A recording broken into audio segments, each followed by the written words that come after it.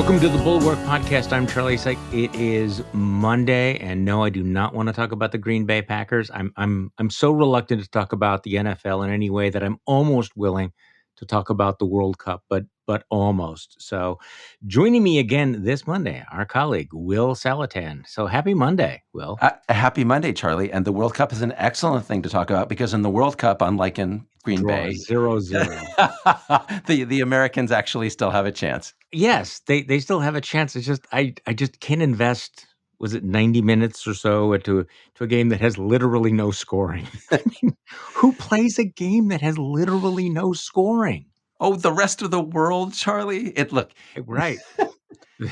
It's a subtle game sitting around and watching a bunch of guys tap a ball back and forth. But, trust me, it's exciting after a while. Subtle is not the word that I wanted to use. Okay, so since it's Monday, have you heard this one, Will?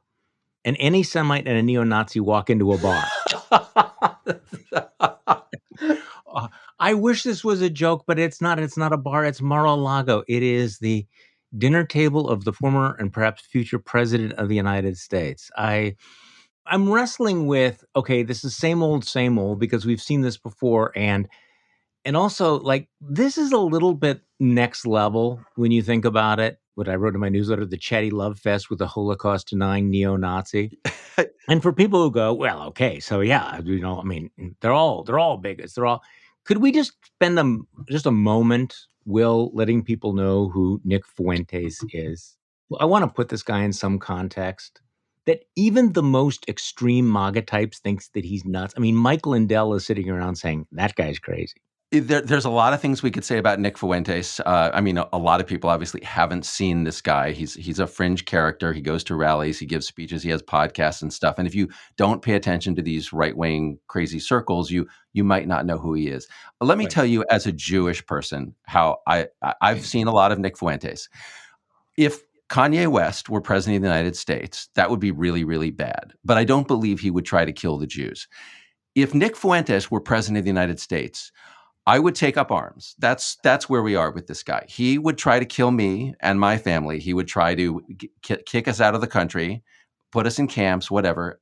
That's who this guy is. So it's on a spectrum with other bigots and anti-Semites, but he's just that much further out there.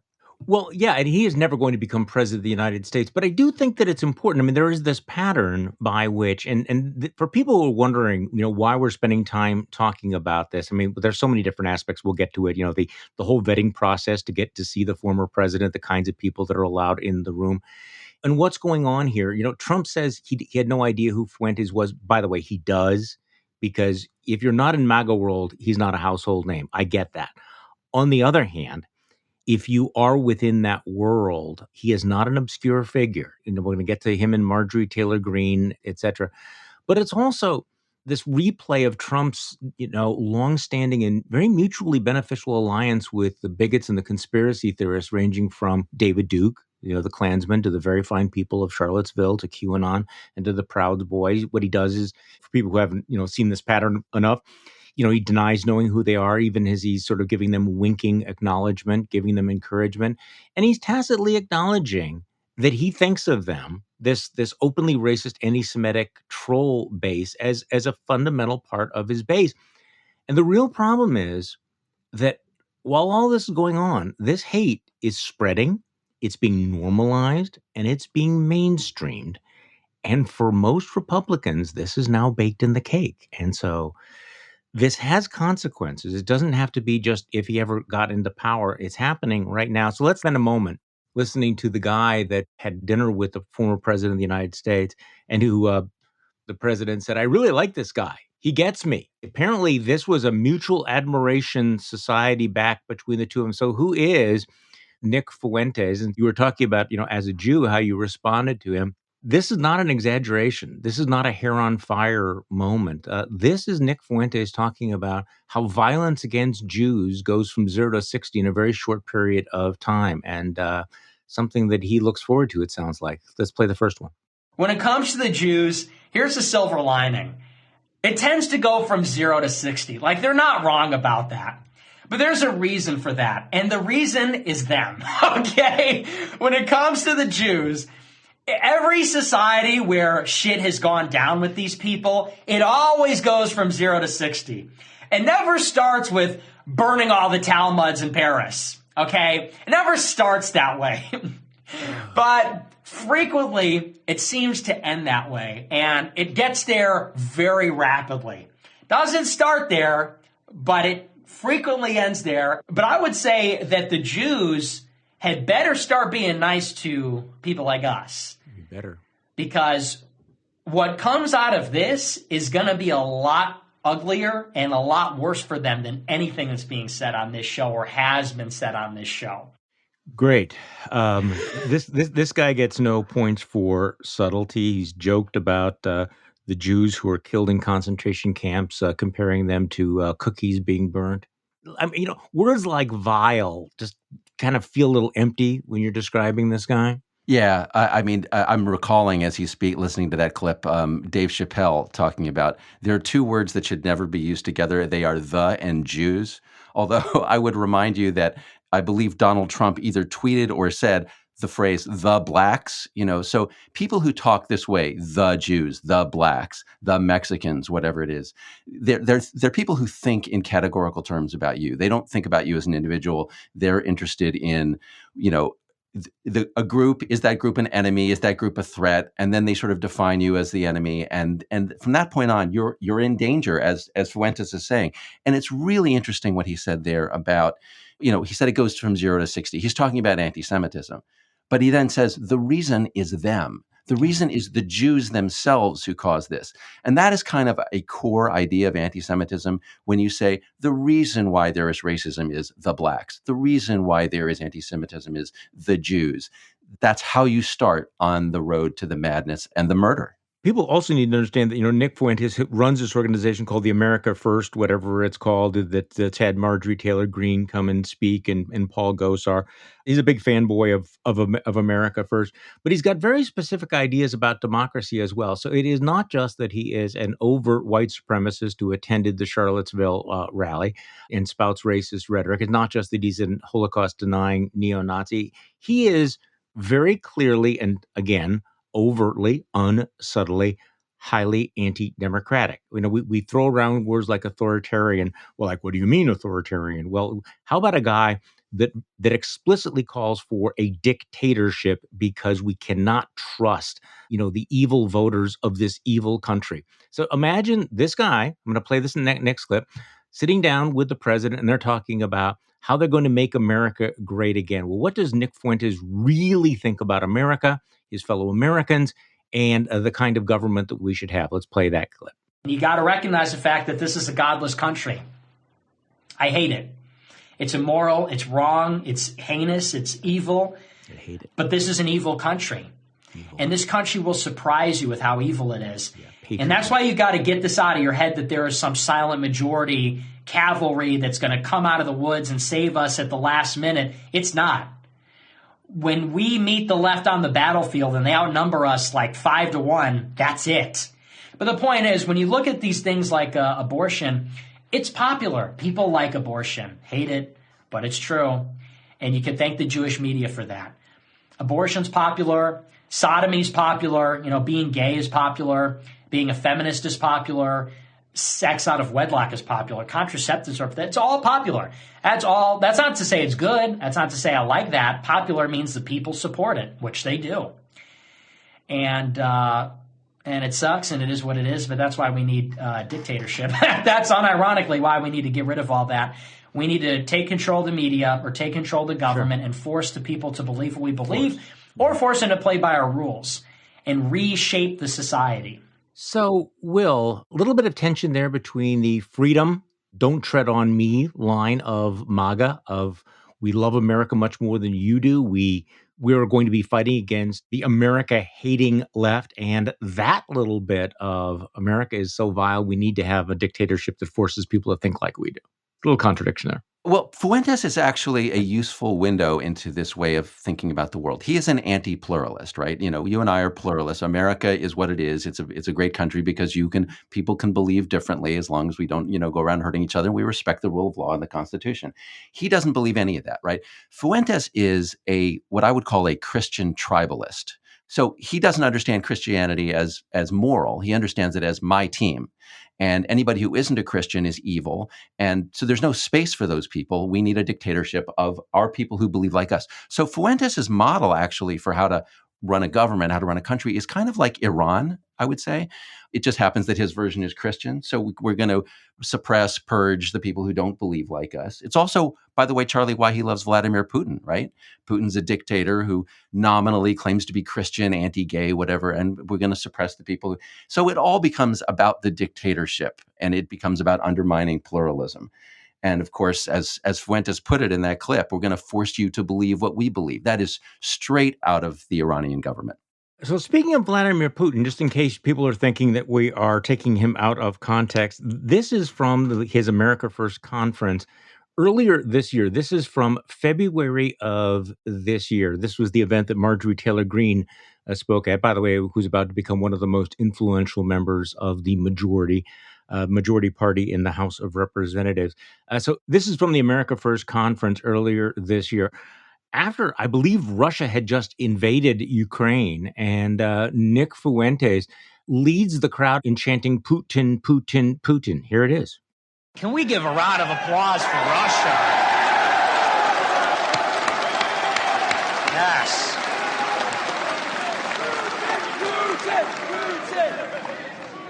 Absolutely, absolutely.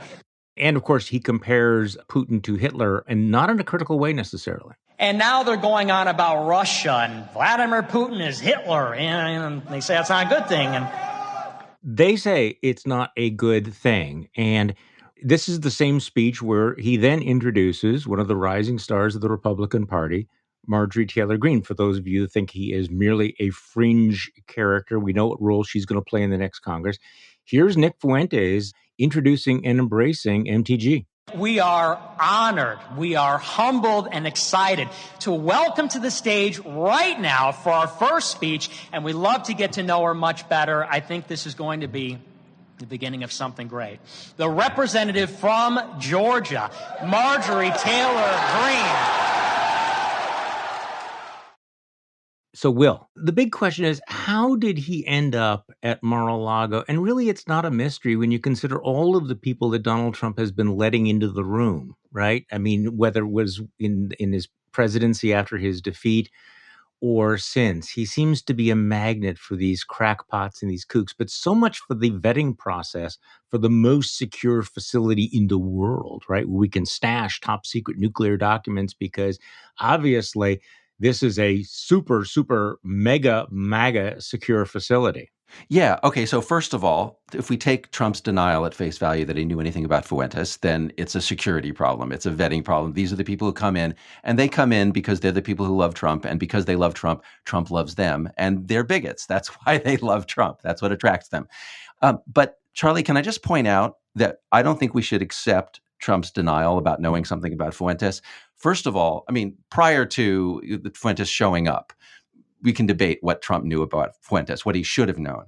But I just wanted to quote to you from the Axios report on this meeting at Mar-a-Lago, which is their source said that during the meeting, during this dinner, Fuentes told Trump that he'd been banned from Getter, this right-wing social platform, because Jason Miller, somebody who worked for Trump, was not a fan of his. Quote, Trump asked whether it was because Fuentes was on the, quote, fringe of his supporter base, the source said. Fuentes acknowledged that he was, saying he's, quote, one of those people who got banned from everything, unquote. So that is a conversation attributed to Trump and Fuentes by a source who apparently was inside this, indicating that during the meeting, Trump knows at this point that Fuentes is a fringe character. Fuentes has told him so. Trump then issues statements denying that he knows anything about Fuentes. I think we have to accept at this point that Trump knew during the conversation that Fuentes was a bad guy. I mean, Trump himself obviously is a bad guy, but Fuentes is in a different league.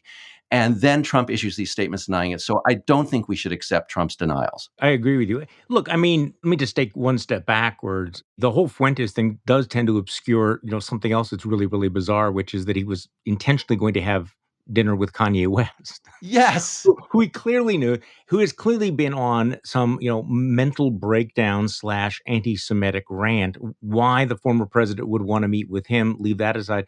But the one thing that's inarguable, in terms of what he knew and when he knew it, I want to read Hugo Lowell from The Guardian, that Trump has repeatedly refused to disavow the outspoken anti-Semite and white supremacist Nick Fuentes after they spoke at dinner, rejecting the advice from advisors. The former U.S. president was urged publicly and privately to denounce Fuentes in the aftermath of the dinner, but Trump eschewed making outright disavowals of Fuentes, the People said, and none of the statements from the campaign or on his Truth Social account included any criticism of Fuentes. Right. So there's several things, like how did he get in the first place? What was the conversation like when he realized perhaps, well, when he obviously realized who this guy was?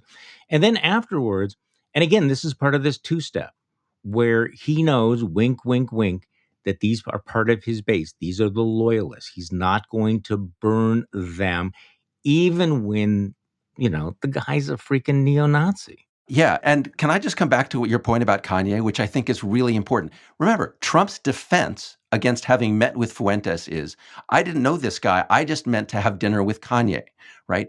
Kanye, Which is over the nuts. past, Yeah. it's just for people who have not followed all of it, over the past month. So everybody knows that Kanye said, when I wake up, I'm going DEFCON 3 on Jewish people, right? Is subsequent to that, in the week since then, Kanye has been out with more of these statements. Here's just a couple of them. This is from October 16th. Jared Kushner is an example of how the Jewish people have their hand on every single business that controls the world. October 19th. I've been wronged so many times by Jewish businessmen. They're taking money out of my children's mouths and putting it into their children's mouths. October 24th. Like if Rahm Emanuel is sitting next to Obama or Jared sitting next to Trump, there's a Jewish person right there controlling the country. Okay, these are quotes from Kanye West over the past month. After all of that, Trump is literally says, why would I not meet with Kanye? He loves me. So leaving Fuentes aside, Trump's defense is that he deliberately met with an overt anti-Semite. So what should we make? And by the way, this seems tedious even to ask. What do we make of the overwhelming silence from Republicans? Now, there are exceptions. There are notable exceptions, which we will acknowledge. But most of them are basically sitting it out. I think, Axios says GOP lawmakers hushed on Trump's dinner. Spokespeople for nearly 24 House and Senate Republicans, including party leaders, co-chairs of caucuses and task forces focused on Judaism or anti-Semitism, and sponsors of legislation to combat anti-Semitic hate crimes, did not respond to requests for comment.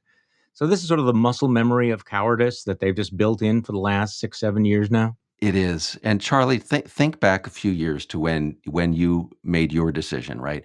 There were people when Donald Trump emerged who recognized that Donald Trump was a bad man, a really bad human being. Part of his badness was he was an overt bigot. He literally said a Mexican-American judge couldn't judge him because of the guy's heritage. He literally said all Muslims should be banned from entering the United States. It was all out there. You made a decision. Other people made a decision. He's bad. He's a bigot. We are going to reject him.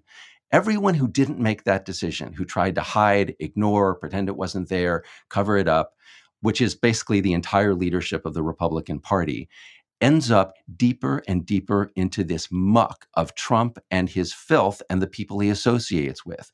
If you make the decision early, you don't end up having to defend this kind of grotesque propaganda and bigotry at the end.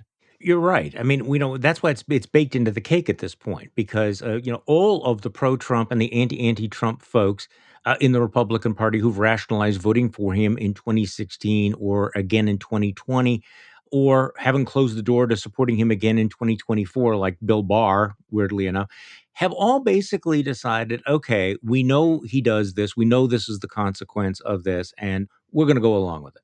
We will accept this. We will enable this. Right. Can we pause on Chris Christie for a minute? Oh, I want to come back to Chris Christie, but go ahead. Yeah. Okay. Yeah. Chris Christie to me is the paradigm of this, right?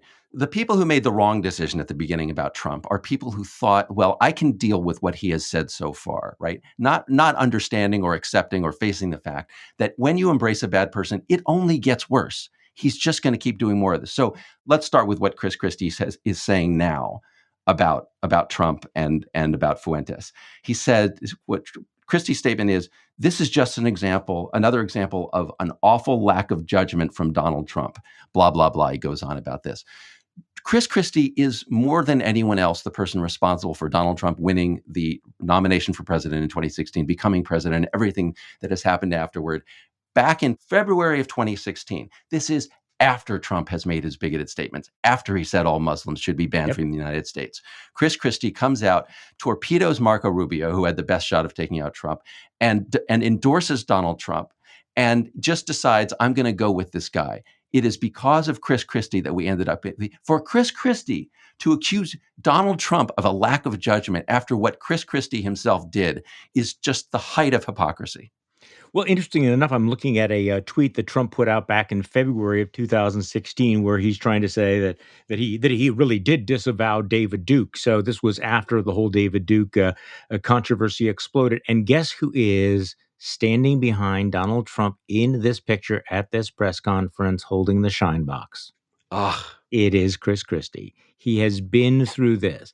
So Chris Christie, who kept his mouth shut and went along with the bromance between David Duke and Donald Trump, now is saying, well, this is completely unacceptable. Look, I'm glad that they're saying it's unacceptable. I don't want to, rain on everybody's parade, but there were some people who went out of their way yesterday, very, very small number, to denounce this. And I'm kind of a little bit surprised. Asa Hutchinson, who is the outgoing governor of Arkansas, a long time, he was a congressman, right? He was a congressman, then he was the governor of Arkansas. Yep.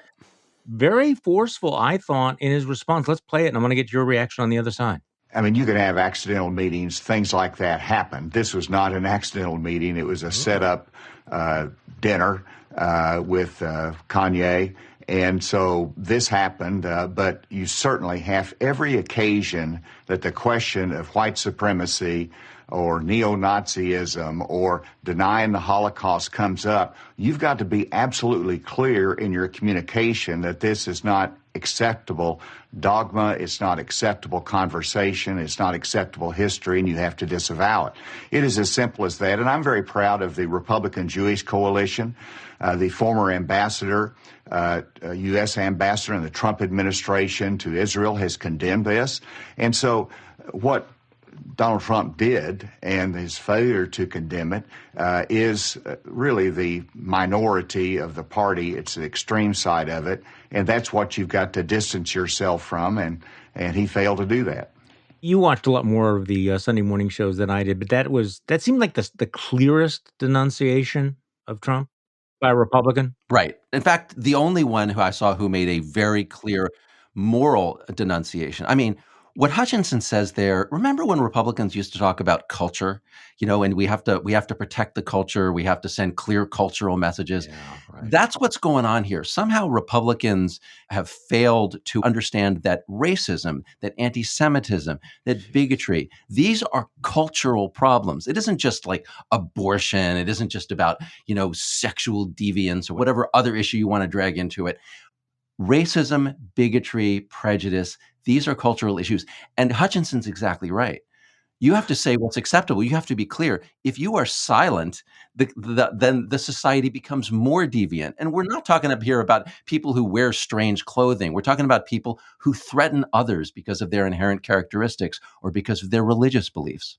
Okay, what I find really difficult is this is easy. This is not hard to be a Republican, you would think, and to say, okay, we denounce Holocaust-denying neo-Nazis. Okay, we do not want to associate with that person. This is the lowest of the lowest hanging fruit. So it's a measure of how far this party has become that this is considered too difficult. Because if it's Donald Trump and we criticize Donald Trump's overt flirtation with neo-Nazis, then we might get a mean tweet or a mean social media post. And we're so frightened by that. By the way, can I get off topic for a second? A little digression. Sure, go ahead. So this morning, I'm watching TV reports about the incredible courage of these Chinese protesters juxtaposed to what's going on in Iran, juxtaposed to what's going on with Ukraine. Real, genuine courage, putting lives and futures on the line. And then contrast that with the absolute cowardice of the Republican establishment that is actually afraid of a truth social tweet from Mar-a-Lago. I mean, it's just like we live in a world where split screen, we have this amazing courage, willingness to stand up for principle, to fight for your country. And then you have Republicans in Congress who are all like, looking for the back of the closet, looking for the tall weeds Yeah. all the time. Yeah.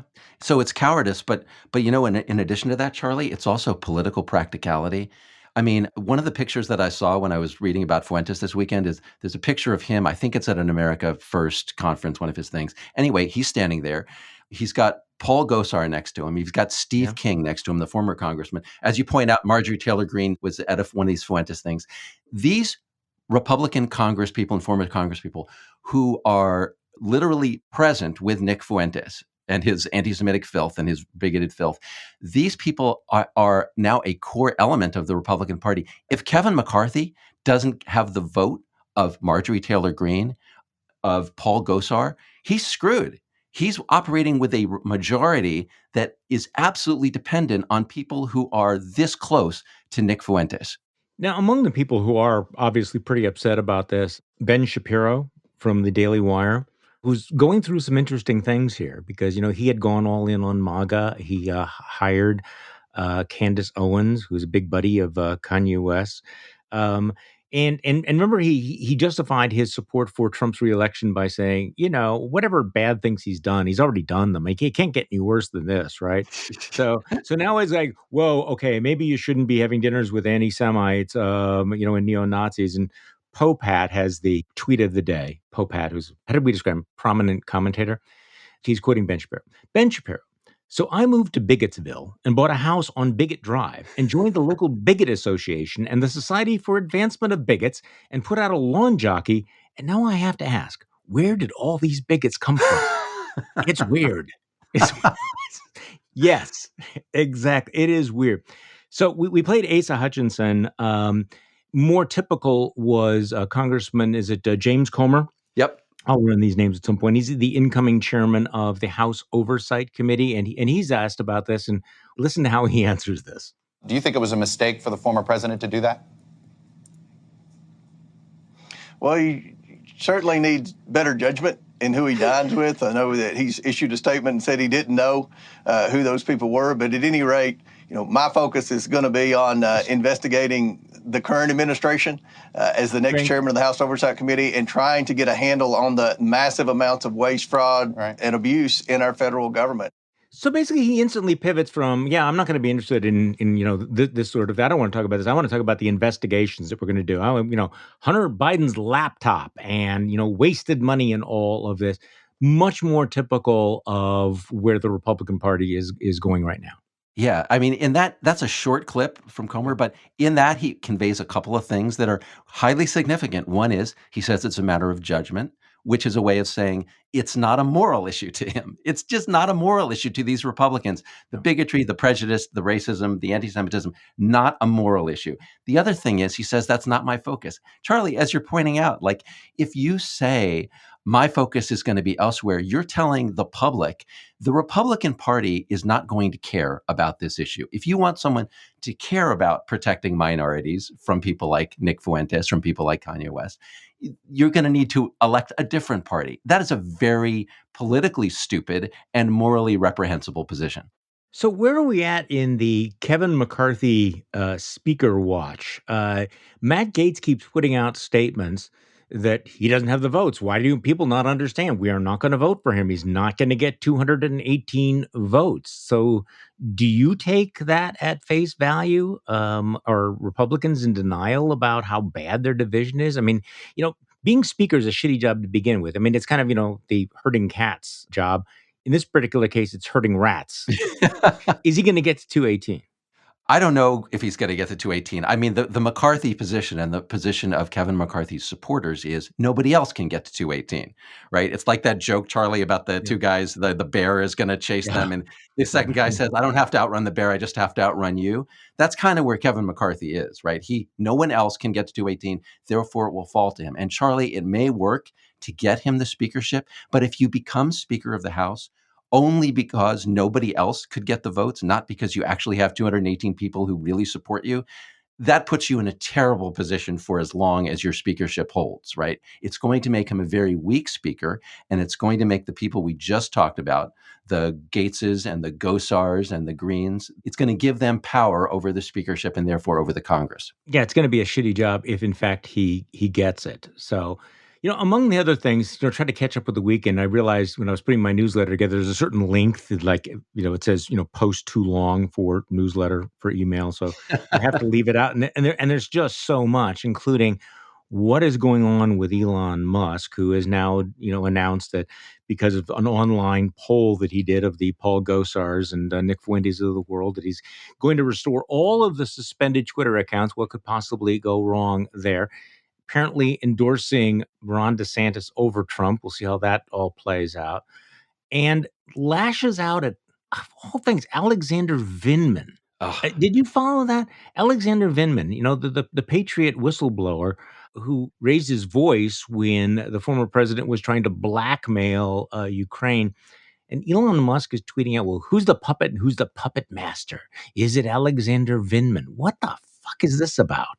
Well, I don't really know what Elon Musk meant by this, but I know what other people who have talked this way mean by it, right? When they talk about Vindman as a puppet, there's this whole view of Vindman and the Ukraine saga that goes back to the CIA. The idea is that Vindman was part of a deep state. It's part of the intelligence community, the CIA. They were all out to get Trump, so they exposed this phone call of his, yada, yada. If Elon Musk is in this mentality of the secret deep state, which consists of patriots, by the way, of people who work in U.S. intelligence and have for decades, and people who, in Vindman's case, literally laid down their lives, risked their lives for the United States, then that speaks to a certain illness in Elon Musk that makes his control of Twitter as a social media platform even more dangerous. So the other big story of the day, and I'm not going to make any predictions on this because I'm not an expert in all of this, are these ongoing protests in China that appear to be at. I don't know whether we can compare them to what happened in Tiananmen Square, but I'm looking at the Drudge Report here. The China COVID revolution, the biggest protest since Tiananmen, calls for Xi to resign. We want freedom, defiance. And apparently, Twitter is flooded with Chinese inspired garbage to suppress reporting on what's going on there. So I am inspired by watching what the Chinese people are doing, but I just don't know what the mechanism is for them to make any changes.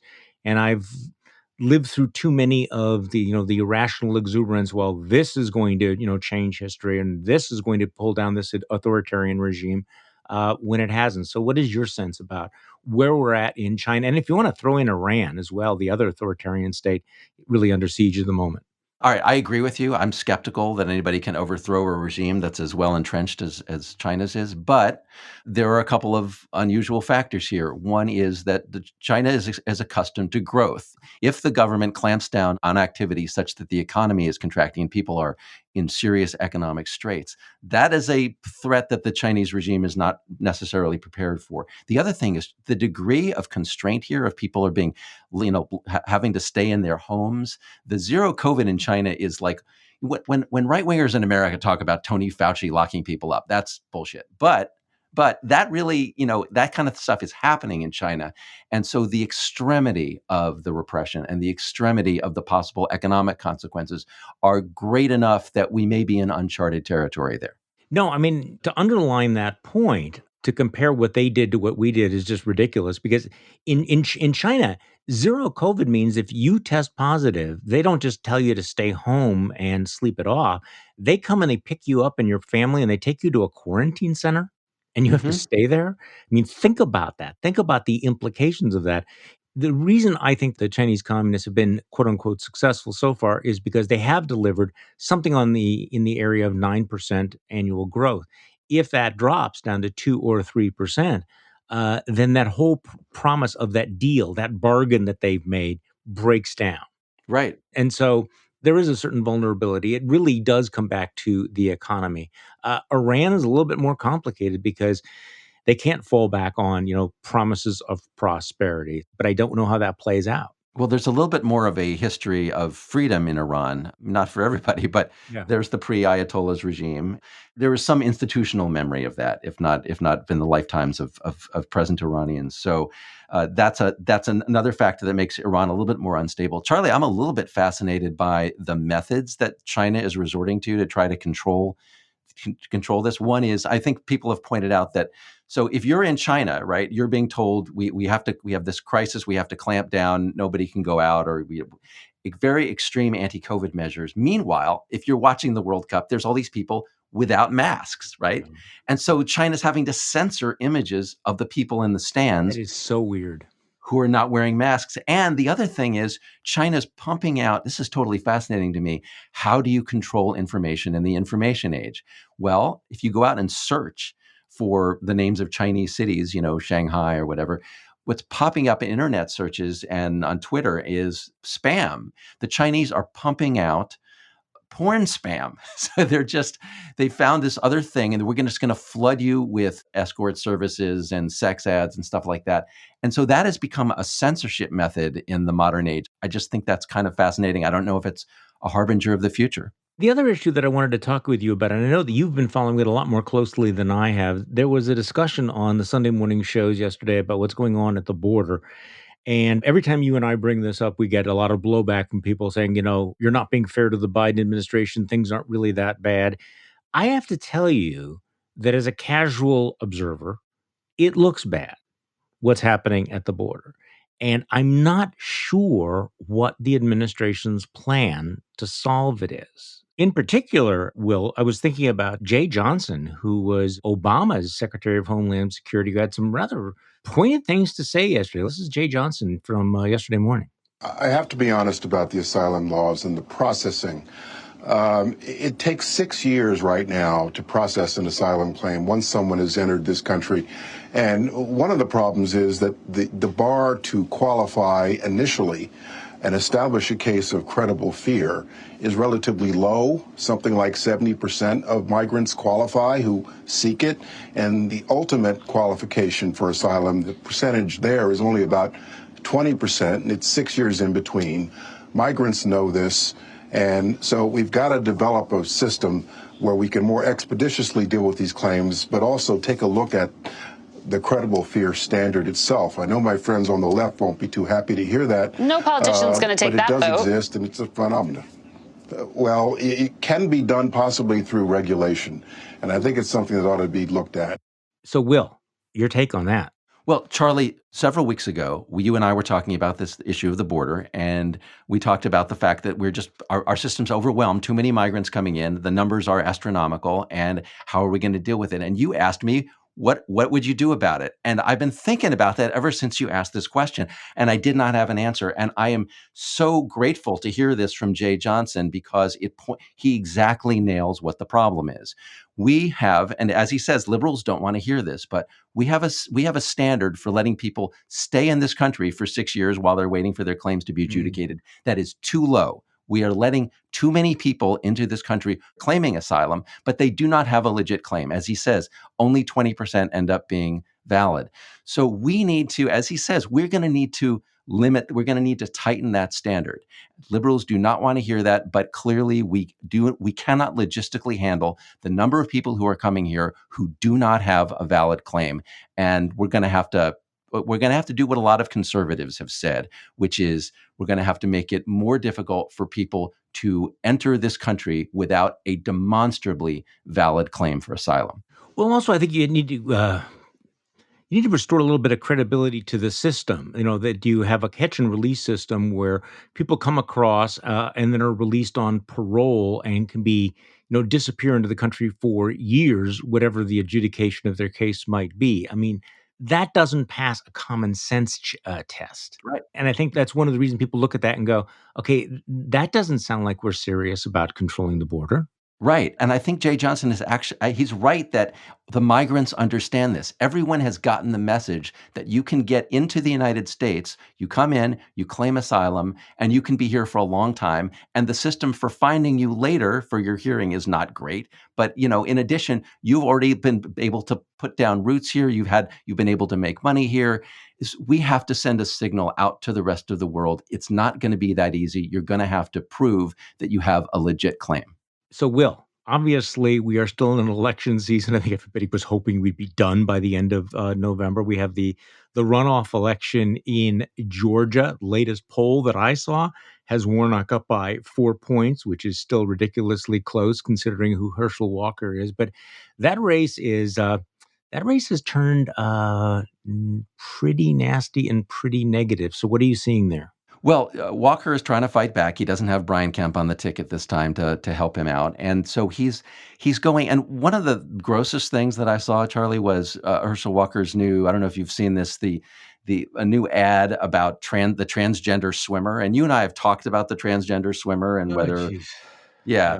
So, but this is literally, I think, the day after the shooting in Colorado at the gay nightclub. Literally the next day, I believe, Walker puts this ad on the air. It's him and a female swimmer who was in the pool with the transgender swimmer, and she's complaining that it's unfair. And look, it is unfair. I agree to have people who were born male competing with people who are born female. It's just a biological advantage that they have.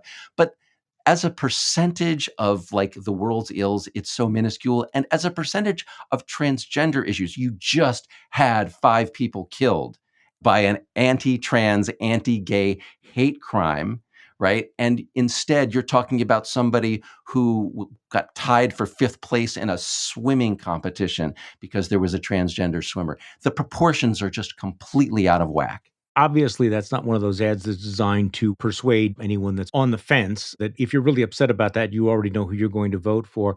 I think this is, again, an indication of the way these issues just loom so large within MAGA world. I was actually talking with somebody the other day about, what are the main issues driving, Republicans at the moment in, say, rural areas. And he said it's these gender issues. But I don't know that solves the problems that Republicans have in terms of the suburban vote, or whether or not someone's going to vote on that issue as opposed to any other serious issue involving, the public. And I guess that this is what's, I'm sort of go back to the James Comer thing and, the incoming Republican Congress. The fact that they're really not even going through the motions of talking about serious legislation or things that would actually solve problems that Americans have, or that would, have any relationship to the daily life of Americans. I mean, maybe we're living in a world that it's all entertainment, it's all social media, but it seems completely disconnected with the way most people live their lives. Yeah, I agree with you. I agree with all of what you just said. And can I suggest a more constructive direction for the House Republicans? Because one of the other things that James Comer said in his interview this weekend was, he said, when we Republicans take over, he wants to take over the Oversight Committee, be chairman. He said, we believe there have been hundreds of billions or trillions of dollars wasted over the past 3 years, spanning 2 administrations, not just Biden, but Trump, in the name of COVID. He said they want to look at fraudulent unemployment insurance funds, fraudulent PPP loans, money that was spent by local and state governments as COVID stimulus, and what the waste that was involved. Charlie, that would be great. That would be a highly constructive use These are of all a legitimate, Republican yeah. Congress. Totally. This Yeah. is why God made Republicans, to investigate this kind of fraud and waste. I hope they do it. I hope that's where they spend their time. Yeah, I think we can divide some of these oversight investigations into 2 buckets. Number one, the ones that are completely legitimate, like the ones you just mentioned. I think it's completely legitimate to have hearings about the withdrawal from Afghanistan.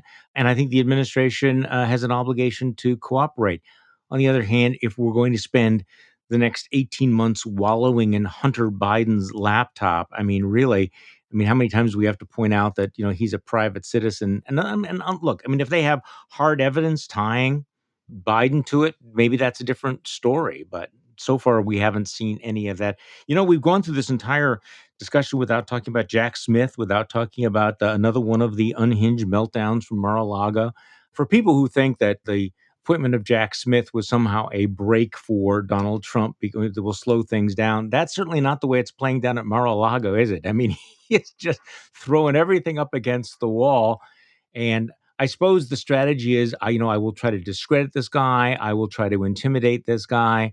But I don't know about you, Will. It just, there's something about the playbook. It just feels so old and tired and boring these days. Do you know what I'm saying? It doesn't have the same pizzazz that it used to have. Yeah, we've gotten used to Trump attacking anyone who investigates him, right? But I have to say, going after a special counsel is one of the best insulated people in the world is Jack Smith. And so this is not somebody that, the House Republicans will be able to get rid of. He's going to do his investigation. Donald Trump is a whole lot better off ceasing to lie and obstruct. If Trump wants to get the best of Jack Smith, Trump better start complying with the law. That would be a much better strategy. Yeah, I think it's a little bit late for that. I just think it is a little bit late for that. So we'll have a chance to talk about what's going to happen with the primaries. The answer is right now that nobody knows. But it is interesting how, and I keep coming back to this, that Donald Trump announces he's running, and none of the things he was hoping would happen have happened. He has not been the recipient of this massive flood of endorsements, and he did not clear the field. I mean, these guys are still there. Even Nikki Haley is still in the race, effectively. So, there's a piece over the weekend in Politico. They talked about how there's just the excitement's not there anymore. There's not that enthusiasm. He's got all kinds of momentum going for himself. Now, again, we've seen this before in the sense that the base is different than the elites and the media report. But I think it's an objective fact that rollout did not accomplish what Donald Trump thought it was going to accomplish. Yeah, let me just throw in a theory about why that is. It is that the midterms are over. And the Republicans successfully talked Trump into delaying his announcement until after the midterms. That helped them in the midterms, but it also took away his leverage because they wanted him to get his people out to the polls. Okay, he did that to whatever extent he was going to do it, and that's over. So Trump is basically a hostage taker, and he's lost his hostage. Yeah, and so they're all looking at him like, "What are you going to do about it? You now you need us. We don't have to help you." And Charlie, you know that I have been following Lindsey Graham, who is one of my favorite weather vanes, and Lindsey Graham, who has been saying for 2 years, "Donald Trump is the man. Get out of his way, Ron DeSantis."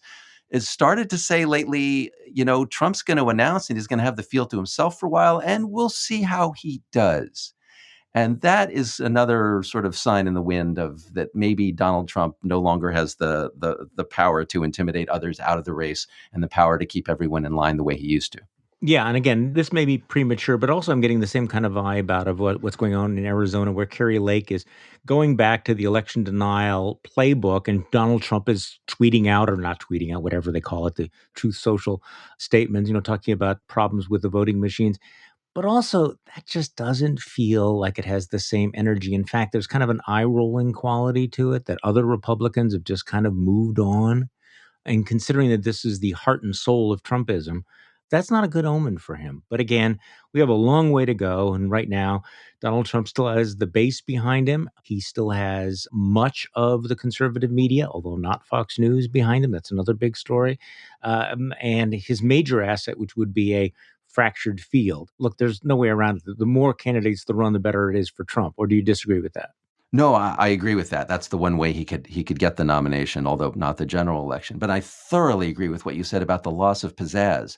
You and I have talked about sort of fatigue eventually overcoming all things, including a lot of bad things. And I agree. People are just tired of this.